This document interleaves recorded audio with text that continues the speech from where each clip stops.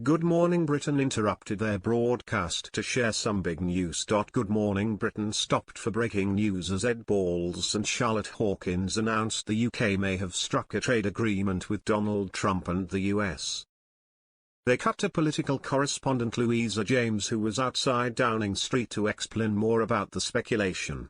It would be quite something to have struck the first trade agreement with the US since Donald Trump imposed those sweeping tariffs across the world, and I think Downing Street would see as a vindication of their sometimes criticized approach to the president, which started with that Oval Office meeting a few months ago, and the offer of a second state visit to the UK, she said.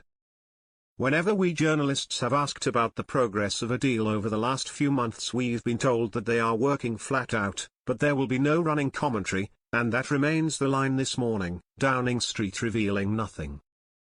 But take a look at this that Donald Trump posted on his Truth Social site just a few hours ago. Big news conference tomorrow morning at 10 a.m. he says, that's 3 o'clock our time, concerning a major trade deal with representatives of a big and highly respected country, the first of many.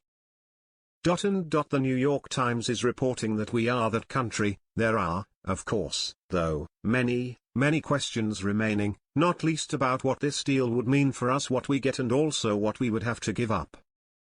A big win would be a reduction in those tariffs that Donald Trump is imposing us, particularly on steel and cars at 25%.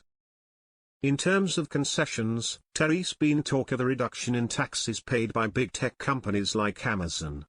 Some Labour MPs are already very unhappy about that, saying it would not be right when disabled people are being asked to accept cuts to their benefits. Then there have also been many headlines you've seen about us accepting things like US chlorinated chicken and hormone-fed beef. The government has always said that there are red lines when it comes to farming standards that will not be compromised, she said. You only have to look at what happened earlier this week when Keir Starmer announced a deal with India, and it was overshadowed by criticism of what it would mean in terms of Indian workers not paying national insurance here. So that is a reminder that the politics of this deal, if and when it happens, it could also be very complicated, she explained.